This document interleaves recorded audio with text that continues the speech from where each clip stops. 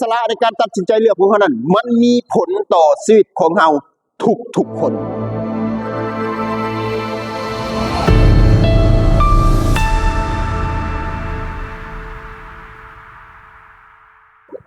สบายดีตอนเช้าพี่น้องก็ขอบคุณพระเจ้าสำหรับเช้าวันใหม่ที่เราทั้งหลายได้มีชีวิตอยู่โดยพระคุณของพระเจ้านะดังนั้นพี่น้องทั้งหลายเขาทั้งหลายเคยมีภายในบ่ที่เคยเป็นนักเดินทางแน่นอนหลายๆคนเคยเดินทางอยู่แล้วในชีวิตของเขาบ่แม่นบ่เขาเคยจากบ้านจากภูมิลำเนาของตัวเองที่เคยอยู่แม่นบ่เพื่อไปต่างถิ่นเนาะตัวอย่างเช่นลูกๆแม่นบ่ลูกๆอาจจะจากพ่อแม่ไปทำงานต่างเมืองต่างแขวงต่างประเทศแม่นบ่ดังนั้นหลายปีที่เราบ่ได้พบพอกันเนาะบางคนก็ปีหนึ่งกลับมาบ้านเทื่อนึงแม่นบ่กลับมาช่วงใดบางคนกลับมาช่วงคริสต์มาสบางคนก็ 4-5 ปีก็กลับมาเทื่อนึงกลับมาในช่วงคริสต์มาสเมื่อมาพบพอกันเป็นจังได๋พี่น้องมันก็เป็นกันเองหลายขึ้นเนาะพอกลับมาบ้านเพราะหยังเพราะเฮามากลับมาบ้านของเฮาเองแม่นบ่ดังนั้นมันจะเป็นอิสระหลายขึ้นมันต่างกันกับเฮาอยู่บ้านอื่นหรือว่าเมืองอื่นหรือว่าแขวงอื่นแม่นบ่ดังนั้นเป็นสิ่งที่ยากยิ่งยากกว่านั้นคือเฮาอยู่ต่างประเทศยิ่งยากพี่น้องใช้ชีวิตลำบากเด้แม่นบ่ถ้าบ่มีหนังสือที่ครบถ้วนก็ยากในการอยู่เนาะดังนั้นเฮาบ่ฮู้เฮาสิถูกจัดการมื้อใดเฮาบ่ฮู้เนาะดังนั้นเป็นสิ่งที่ยากเมื่อใดก็ตามที่เฮากลับมาบ้านเฮาดีใจแม่นบ่เฮาเห็นเฮาได้มาพบครอบครัวแต่บางคนก็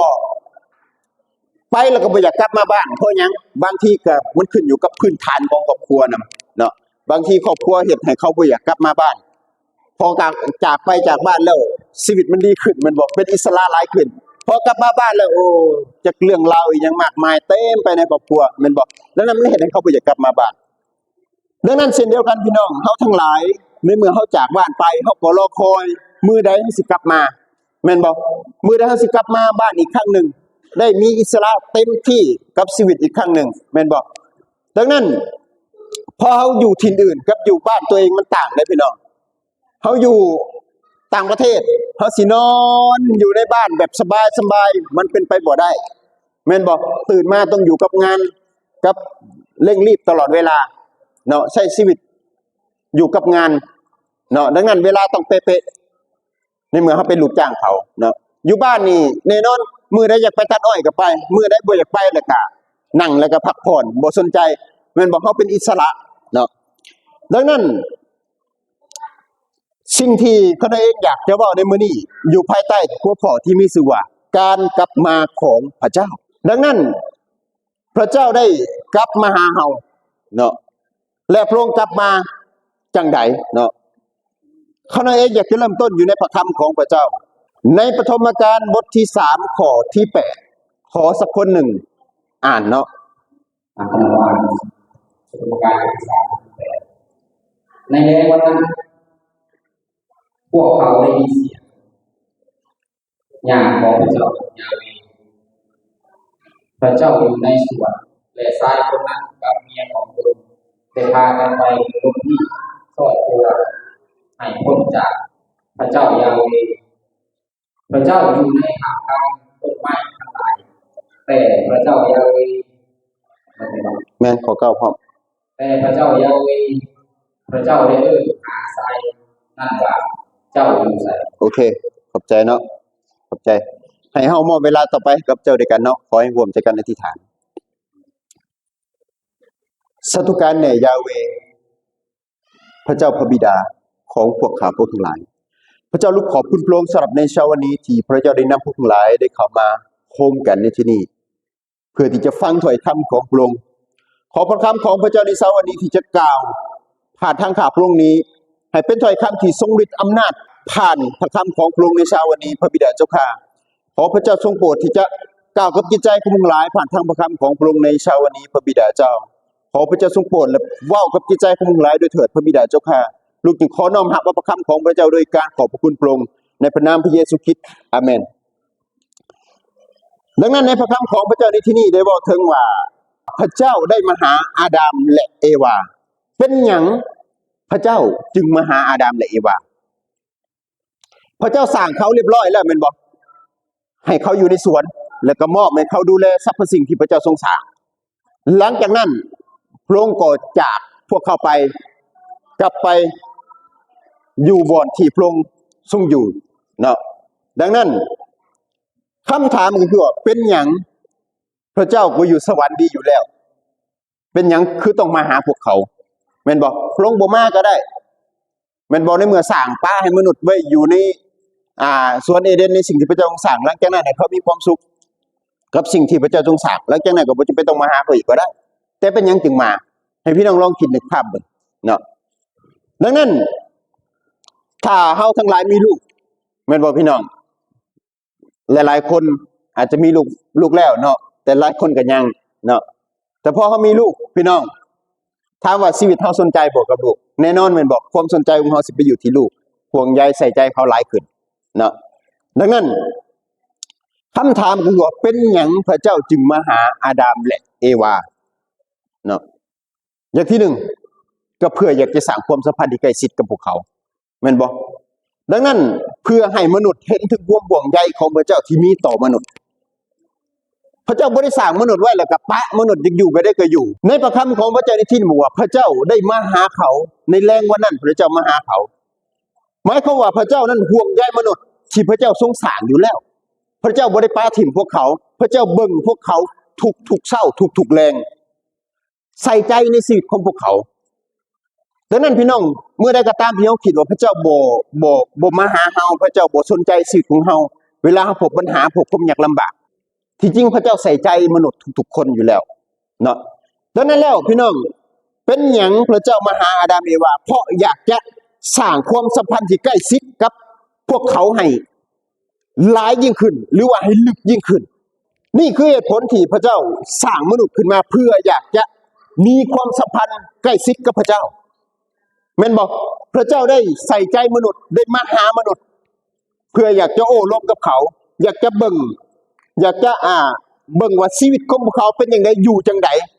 พระเจ้าเห็นพระเจ้าเบิ่งชีวิตของเฮาเนาะบ่แม่นว่าพระเจ้าบ่เห็นเฮาได้พี่น้อง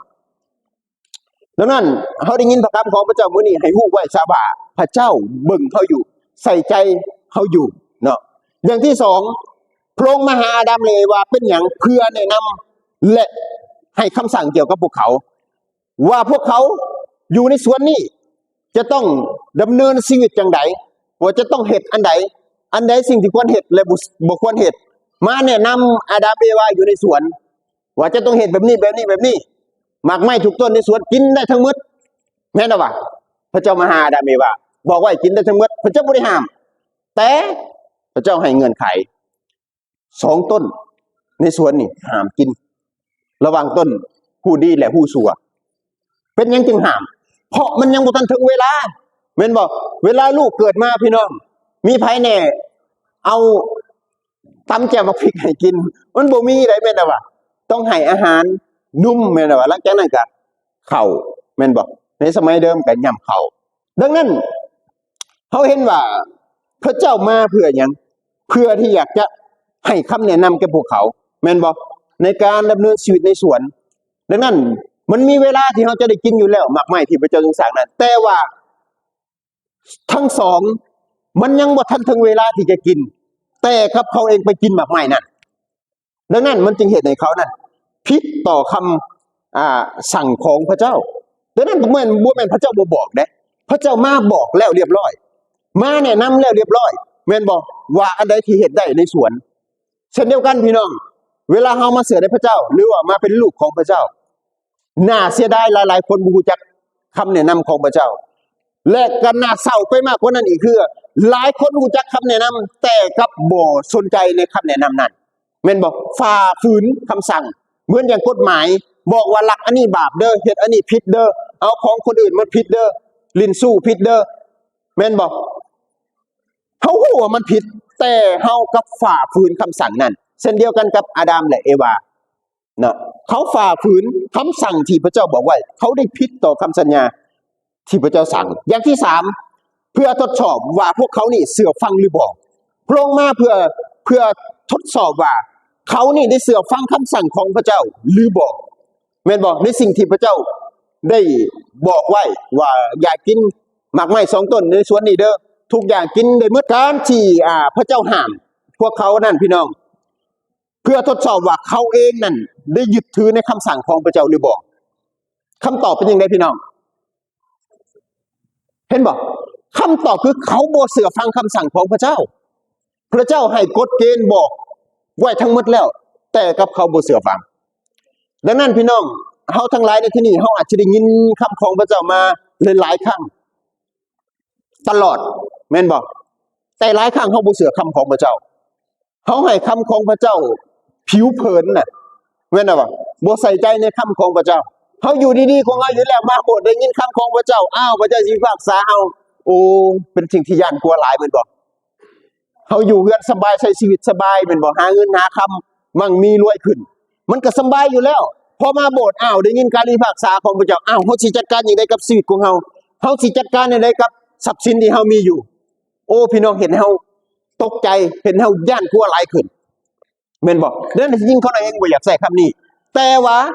มันเป็นสิ่งที่จะต้องเกิดขึ้นถ้าเฮาทั้งหลายบ่เชื่อฟังพระเจ้า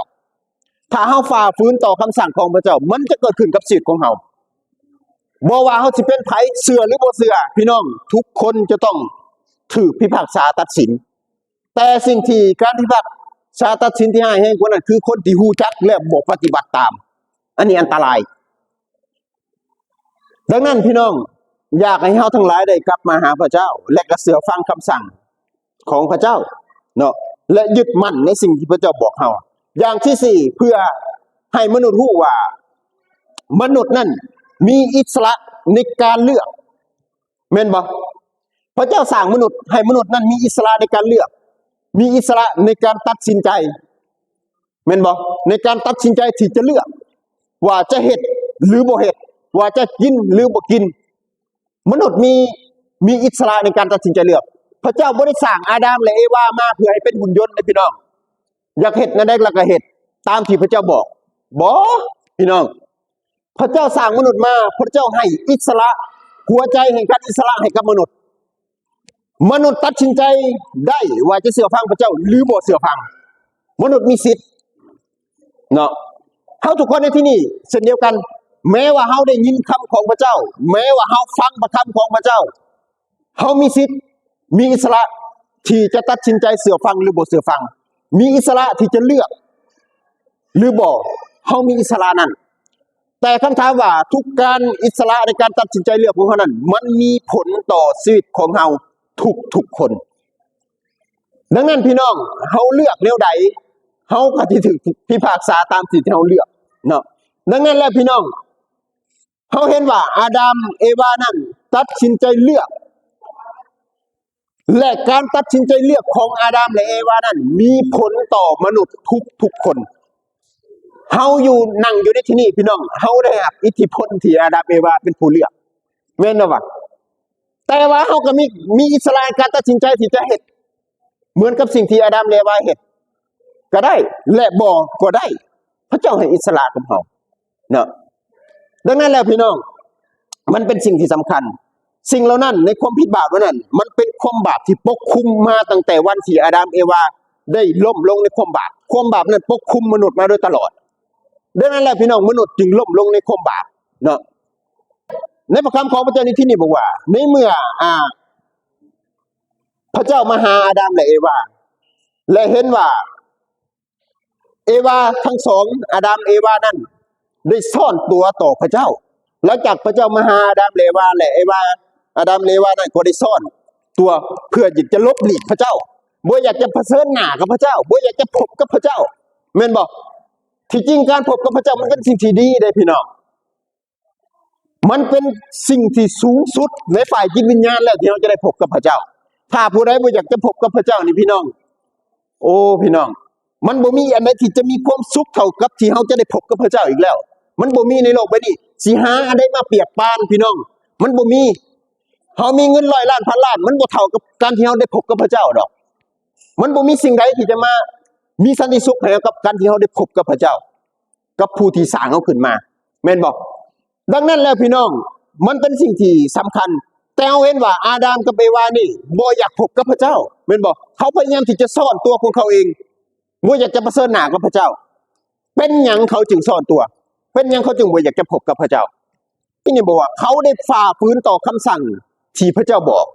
ในเมื่อเขารู้ว่าเขาบ่เชื่อฟังพระเจ้าที่พระเจ้าบอกนั่นเขาบ่กล้าเพราะว่าเขารู้ว่าพระเจ้าได้สั่งเขาอย่างมากมายได้ห้าม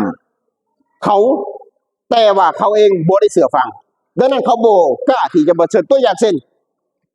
เฮาไปเฮ็ดผิดแม่นบ่กฎหมายสั่งห้ามเฮาเฮ็ดผิดอย่างใดอย่างหนึ่งถ้าเฮาเฮ็ดผิดแล้วพี่น้องพอที่จะมายืนอยู่ต่อหน้าการพิพากษาหรือว่าการตัดสินแม่นบ่เฮาบ่กล้าเด้เพราะหยังเฮารู้อยู่ว่าเฮามีความผิดอยู่แม่นบ่เฮาบ่กล้าที่จะไปเผชิญหน้าเฮาไปลักของคนอื่นมาบัดพอถูกเขาจับได้พอเขาเอาขึ้นของการแม่นบ่ดังนั้นเฮาบ่กล้าที่จะไปต่อสู้เพราะเขารู้ว่าเขาผิดต่อคำสั่งนั่นอยู่เช่นเดียวกันพี่น้องถ้าเฮาเองบ่สัตย์ซื่อต่อพระเจ้าบ่สัตย์ซื่อต่อคำของพระเจ้า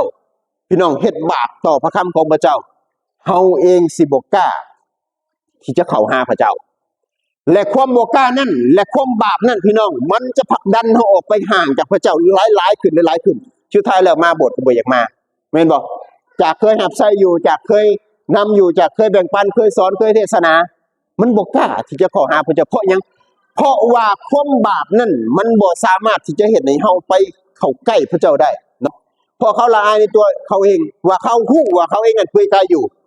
จากวันแรกที่พระเจ้าสร้างเขาพี่น้องผู้บอกในเมื่อพระเจ้าสร้างเขาขึ้นมาพี่น้องเขาบ่ได้มองเห็นตัวเองได้ว่าเขาเปลือยกายแม่นบ่เพราะหยังเพราะว่าเขามีห่างกายที่เป็นผัสสิริของพระเจ้าอยู่แม่นบ่เขาบ่ได้เห็นว่าตัวของเขาเปลือยกายอยู่แม่นบ่เขาบ่เห็น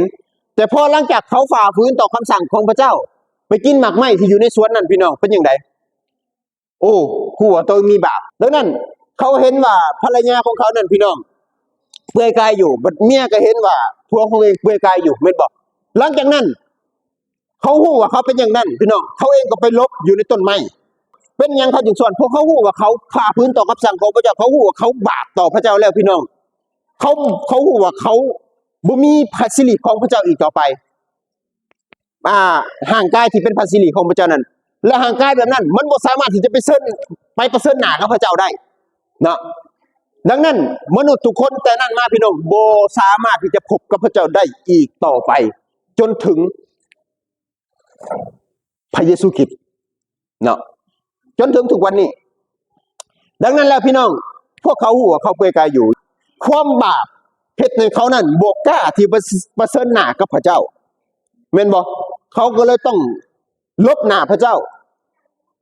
และเขาก็บ่สามารถที่จะมองเห็นพระเจ้าได้อีกต่อไปเมื่อก่อนนะพี่น้องอาดัมเอวามีพระสิริของพระเจ้านี่สามารถล้มกันได้เลยแม่นบ่เหมือนกับเฮาเจ้าข่อยล้มกันแต่เมื่อใดก็ตามที่เขาล้มในความบาปบ่สามารถที่จะล้มกับพระเจ้าได้อีกต่อไปเพราะหยังพระเจ้าบริสุทธิ์และความบริสุทธิ์ของพระเจ้านี่เฮาบ่สามารถที่จะแนมเห็นพระองค์ได้เลยเหมือนกับตะเวนแม่นบ่ดอกไฟถ้าพี่น้องย่างออกไปแล้วแดดกล้าๆพี่น้องไปแนมมึงเลยตะเวนนี่บ่ได้พี่น้องไปลองเบิ่งได้ก็ได้แป๊บเดียวแม่นบ่แต่พอไปจึงนานๆนี่พี่น้องห่วยถ้าว่ามันอยู่ใกล้นี่จังน้อยนี่ตาบอดเลยเด้ถือกับแสงสว่างนะพี่น้องตาบอดเลยเด้นั่นไปลองเบิ่งก็ได้เนาะแดดกล้าๆไปแนมเบิ่งตะเวนนี่หรือว่ากลางคืนถ้าเปิดดอกไฟกันแนมเบิ่งดอกไฟนี่มันแสบตามันเห็นให้ตาเฮามัวเบิดดังนั้นความสว่างของพระเจ้านี่นะพี่น้องเฮ็ดให้เฮาตาบอดได้เด้ดังนั้นเห็นบ่เวลาเขาเฮ็ดบาปพี่น้องเขาบ่กล้าที่เผชิญกับพระเจ้าเพราะหยังเพราะเขาเผชิญหน้ากับพระเจ้าบ่ได้เหมือนกับโมเสสแม่นบ่เวลาขึ้นไปเอาพระบัญญัตินั่นเวลาไปพบหน้ากับพระเจ้าเวลาลงมา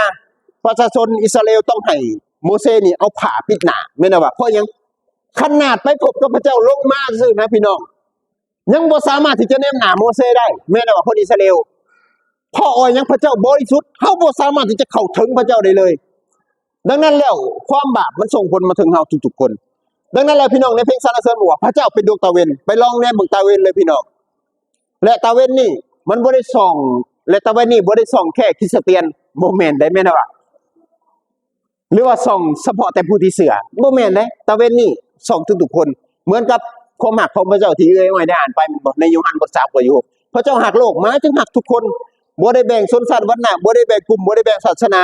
แต่หมายถึงหักทุกคนแต่ละคนที่ได้หักความหักของพระเจ้าได้เข้าใจความหักของพระเจ้าแน่นอนพี่น้องเฮาต้องมาฮู้จักกับพระเจ้าที่จริงทุกคนได้หักความหักของพระเจ้าอยู่แล้วแต่เขาบ่ฮู้จักว่าสิ่งเหล่านั้นมาจากไสตัวอย่างเช่นผลแม่นว่าแดดพระเจ้าให้กับทุกคนทั้งผู้ที่เชื่อและผู้ที่บ่เชื่อพระเจ้าให้ทั้งหมดดังนั้นเฮาเห็นว่าพระเจ้าทรงหักมนุษย์ทุกๆคนเนาะดังนั้นแล้วพี่น้องเฮาเห็นว่าพระเจ้าเป็นความสว่างเฮาฮู้ว่าอาดัมเอวาฮู้ว่าพวกเขาเองบ่เชื่อฟังพระเจ้าแต่พระเจ้าก็ยังพร้อมที่จะเสาะหาเขามาหาพวกเขาเป็นหยังพระเจ้าจึงถามอาดัมเอวาพวกเจ้าอยู่ไสพระเจ้าบ่ฮู้บ่พระเจ้าเป็นพระเจ้าเวลาอาดัมเฮ็ดบาปแล้วไปซ่อนตัวอยู่ในต้นไม้นั่นพระเจ้าบ่ฮู้วะพระเจ้าฮู้พี่น้องเฮาเฮ็ดบาปแต่ละคนนี่บ่แม่นว่าพระเจ้าบ่ฮู้เด้พระเจ้าเห็นเบิดแม่นน่ะว่าถ้าจะเอาโปรเจคเตอร์มาเสาะสายนี่พี่น้องเห็นว่าแต่ละคนเห็นอะไรแม่นบอกความน่าเกลียดน่ะสร้างของคนมันสิปรากฏเบิดได้ดังนั้นวันพิพากษาของพระเจ้าพี่น้องเฮาเองที่ถูกปรากฏตัวหน้าบัลลังก์พิพากษาและพระเจ้าสิเปิดทะเบียนแห่งชีวิตนั้นแต่ละคนสิเห็นเลยว่าความน่าเกลียดน่ะสร้างของแต่ละคนเป็นแนวใดเนาะดังนั้นทุกคนมีพี่น้องแต่เมื่อได้กระทำที่เฮามาเสือในพระเจ้าสิ่งนั้นน่ะพระเจ้าจะลบออกไปถ้าเฮากลับใจพระเจ้าจะบ่จดจำความผิดของเฮาอีกต่อไปแต่ให้เฮากลับใจอย่างแท้จริงพี่น้องถ้าเฮาบ่กลับใจอย่างแท้จริงและเฮ็ดบาปต่อพระเจ้าพี่น้องสิหลักอายหมู่เด้มื้อนั้นพระเจ้าสายเจ้าบ่ได้เคยโปรเจคเตอร์แม่นบ่ว่าเห็นความบาปของเฮาพี่น้องอายหมู่ได้พี่น้องมันดีเฮายังไปเห็นอยู่ในที่นั้นที่มากกว่านั้นพี่น้องคือญาติเฮาบ่ได้ไปซ้ํนั่นนะอันนี้เป็นสิ่งที่น่ากลัวหลายกว่าแม่นบ่ดังนั้นพี่น้องเฮาสิลบความบาปของพระเจ้าบ่ได้มื้อหนึ่งเฮาสิพบอยู่กันอยู่ที่นั่นเห็นแท้ๆว่าไผเป็นแนวใดเนาะเฮาใช้ชีวิตแนวใดเฮาบริหารจัดการเงินคำเฮาแนวใดเฮาดำเนินชีวิตแนวใดกับพระเจ้าพระเจ้าฮู้เฮาสัตย์ซื่อต่อพระเจ้าหรือบ่พระเจ้าฮู้เดี๋ยวพระเจ้าสิจัดการมื้อหนึ่งเนาะดังนั้นเป็นหยังพระเจ้าจึงถามว่าอาดัมเอวาอยู่ไส1เพื่อหยังเพื่อให้ทั้งสองนั้นสำนึกความผิดของเขาพระเจ้าเปิดโอกาสให้พวกเขาได้พี่น้องให้เขายอมรับว่าสิ่งที่เขาเฮ็ดนั่นพี่น้องเขาได้ผิดลงไปและตระหนักถึงสิ่งที่เขาได้กระทำอันนี้คือเหตุผลที่พระเจ้าถามอาดัมเอวาแม่นบอกเพื่อให้เขานั้นได้สำนึกผิดแต่เป็นอย่างไรพี่น้องพอพระเจ้าไปหาอาดัมเอวาเขาเฮ็ดแนวใดดังนั้นอันนี้เป็นสิ่งที่พระเจ้าถามเพื่อให้เขาทั้งหลายได้มีโอกาสยอมสารภาพกลับใจจากการบ่เชื่อฟังของเขาที่กินหมากไม้นั่นแม่นบอกเพื่อให้เขาได้หันกลับมาหาพระเจ้าถ้าเขายอมมื้อนั้นเป็นอะไรพี่น้องโอ้พระเจ้าข้าน้อยผิดบาปต่อพระองค์แล้วขอพระองค์อภัยให้กับข้าน้อยถามว่าพระเจ้าสิอภัยบ่อภัยเหมือนกับยูดาห์แม่นบ่ได้ทรยศพระเยซูการอภัยของพระเจ้าให้อภัยถามว่าพระเจ้าให้อภัยยูดาห์หรือบ่ให้อภัยพี่น้องแต่ว่าเมื่อได้กระทำที่เขาเฮ็ดบาปนะพี่น้องเขาจะบ่ให้อภัยกับตัวเองแม่นบ่เขาละอายใจตัวเองสุดท้ายแล้วเขาต้องไปจบชีวิตโดยการผูกคอตายเหมือนกับยูดาห์ดังนั้นพี่น้องความบาปมันร้ายแรงขนาดใดมันบ่แม่นว่าพระเจ้าทำลายเฮาแต่เมื่อได้กระทำที่เฮาเฮ็ดบาปความบาปนั่นแหละมันจะทำลายตัวเฮาเองดังนั้นระวังในการดำเนินชีวิตของเฮาเนาะดังนั้นแล้วพี่น้องพระเจ้าเปิดโอกาสให้เฮาตลอดเป็นหยังนี่คือเหตุผลที่พระเจ้าถามมาอย่างที่2เพื่อให้เฮาเข้าใจเหตุผลพระเจ้าต้องการอาดัมและเอวานั้นได้อธิบายสิ่งทั้งสองที่เป็นเสือพังคำสั่งของพระองค์ดังนั้นพระเจ้าเปิดโอกาสให้พวกเขาอธิบายเหตุผลว่าเป็นหยังพวกเจ้าทั้งสองคือบ่เสือฟังคำสั่งของเฮาแม่นบ่อันนี้คือเหตุผลที่พระเจ้าถามคือหยังเพื่ออยากให้อาดัมและเอวาอธิบายเหตุผลที่ว่าข้าน้อยเองบ่เสือฟังพระเจ้าเดี๋ยวนี้เด้อแม่นบ่จึงเฮ็ดให้ข้าน้อยนั้นเฮ็ดผิดบาปไปพระเจ้าเปิดโอกาสให้มนุษย์ทุกๆคนอยู่แล้วแม่นบ่ที่จะอธิบายในความผิดพลาดที่เฮาเฮ็ดไปแม่นบ่แต่กับมนุษย์นั้นบ่อธิบายเหตุผลเหล่านั้นแม่นบ่ดังนั้นเดี๋ยวสิเบิ่งต่อไปดังนั้นแล้วพี่น้องสิ่งเหล่านี้มันแสดงให้เห็นถึงว่ามนุษย์ธรรมชาติของมนุษย์นั้นพี่น้องมักจะหาข้ออ้างที่จะปกป้องตัวเองแม่นบ่ที่จริงพระเจ้าเปิดโอกาสให้แล้วพี่น้องแต่หาข้ออ้างนั้นข้ออ้างนี่แม่นบ่หลายๆคนมารับใช้พระเจ้าบางคนก็ถอยห่างไปแล้วก็หาข้ออ้างนั้นข้ออ้างนี่ว่าเขามีเรื่องราวต่างๆในชีวิตของเขาแม่นบ่พี่น้องที่จริงทุกคนมีคือกันเบิดปัญหาทุกๆอย่างทุกคนบ่แม่นอย่าไปบอกว่าเฮาปัญหาหนักกว่าพวกเจ้าบ่แม่นพี่น้องทุกคนหนักสำกับกำลังของตัวเองอยู่แล้ว แม่นบ่วะในเมื่อเฮามีความเชื่อกับพระเจ้ามากขึ้นในเมื่อเฮาเติบโตกับพระเจ้ามากขึ้นปัญหานั้นมันก็พอเหมาะกับเฮาอยู่แล้วเพราะคัมภีร์บอกของพระเจ้าว่าปัญหาภาระต่างๆนั้นพอเหมาะกับทุกๆคนมันบ่ได้เกินไปเลย แต่มันเกินก็ต่อเมื่อว่าเฮาใช้กำลังของเฮาใช้เพื่อให้เฮาต่อสู้กับปัญหาเหล่านั้นเนาะดังนั้นแล้วมันจึงเฮ็ดให้เฮานั้นทั้งหลายล้มลงในความผิดบาปเนาะโอเคอย่างที่3เนาะเพื่อให้เฮาเห็นถึงความหักของพระเจ้าถึงแม้นว่าพระเจ้าฮู้ดีอยู่แล้วว่าอาดัมและเอวานั้นบ่เชื่อฟังแต่พระเจ้าก็เปิดโอกาสให้เขาทั้งสองได้อธิบายเพื่อเป็นแบบอย่างให้กับเฮาสองก็เพื่อเตรียมการไถ่เนาะดังนั้นแล้วพี่น้องในเมื่ออาดัมเอวาเฮ็ดบาปบ่เชื่อฟังคำสั่งของพระเจ้าฮู้บ่ในเมื่อพระเจ้าเปิดโอกาสให้เขากลับใจฮู้บ่ในสิ่งที่เขาตอบพระเจ้าแนวใดเขาโยนความผิดนั้นคืนให้กับพระเจ้าแทนที่เขาสิยอมสารภาพในความบาปที่เขาเฮ็ดปรากฏว่าบ่เป็นแบบนั้นเขาบอกว่าพระเจ้าเนี่ยผู้หญิงคนนี้ที่พระเจ้ามอบให้ข้าน้อยแม่นบ่เนี่ยผู้หญิงที่พระเจ้ามอบให้ข้าน้อยนั้นได้ยืนหมากไม้ให้ข้าน้อยกินแม่นบ่แทนที่เขาสิกลับใจเด้พี่น้องแม่นบ่โอ้พระเจ้าลูกผิดไปแล้วลูกที่บ่เชื่อลูกเป็นผัวบ่เชื่อฟังคำสั่งของพระเจ้าแต่ไปเชื่อฟังคำสั่งของเมียแม่นบ่ดังนั้นอาดัมพี่น้องโยนความผิดนั้นคืนให้กับพระเจ้าผู้ที่พระเจ้าสร้างเข้ามาดังนั้นพี่น้องมนุษย์พยายามปฏิเสธเนาะดังนั้นแล้วพี่น้องพระเจ้าให้โอกาสกับเขาแต่เขาเองพี่น้องบ่ยอมกลับใจดังนั้นเขาเองก็อยากจะยกเพียงดังนั้นก็ขอบคุณพระเจ้าสำหรับพระคำของพระเจ้าในเช้ามื้อนี้หวังว่าพี่น้องอย่าให้เอาทั้งหลายนั้นที่จะหันกลับมาหาพระเจ้าเนาะให้เราอธิษฐานขอบคุณพระเจ้าด้วยกันเนาะสัตตุการแน่พระบิดาผู้ทรงเป็นพระเจ้าของผู้ทั้งหลายพระเจ้าลูกขอบคุณพระองค์สำหรับในเช้าของมื้อนี้ที่ผู้ทั้งหลายได้เข้ามานมัสการพระเจ้าด้วยกันพระบิดาเจ้าข้าลูกขอบคุณพระองค์สำหรับพระคำของพระเจ้าที่ให้ผู้ลูกได้มองเห็นถึงการกลับมาของพระองค์พระบิดาเจ้าข้าแม้ว่าผู้ลูกได้เฮ็ดผิดบาปต่อพระองค์เหมือนอย่างที่อาดัมบ่เชื่อฟังคำสั่งของพระเจ้าพระองค์ได้จากผู้ลูกไปผู้ลูกบ่สามารถที่จะพบกับพระองค์พระบิดาเจ้าข้าลูกผู้ว่าพระองค์กลับมาหาผู้ลูกทั้งหลายอีกครั้งหนึ่งผ่านทางพระเยซูคริสต์ในคริสต์มาสที่จะมาถึงนี้ที่พระองค์จะได้เห็นถึงความหักของพระเจ้าที่พระองค์กลับมาผ่านทางพระเยซูคริสต์นั้นพระบิดาเจ้าข้า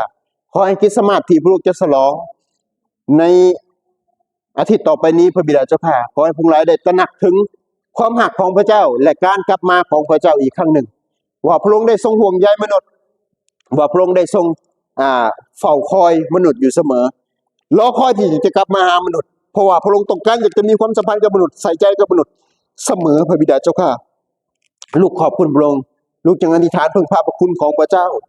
ในเช้าวันนี้พระบิดาเจ้าข้าเลยนำพวกเราต่อไปที่จะหับใส่พระองค์เพื่อที่จะมองเห็นมากขึ้นเพื่อที่จะเข้าใกล้พระเจ้ามากยิ่งขึ้นในทุกๆวันพระบิดาเจ้าข้าลูกขอบคุณพระองค์สำหรับพระคำของพระเจ้าในเช้าวันนี้ลูกจึงอธิษฐานและพึ่งพาพระคุณของพระเจ้าด้วยกันขอพระเกียรติสิทธิ์เป็นของพระเจ้าสืบไปประดิษฐ์ในพระนามพระเยซูคริสต์อาเมนขอบคุณ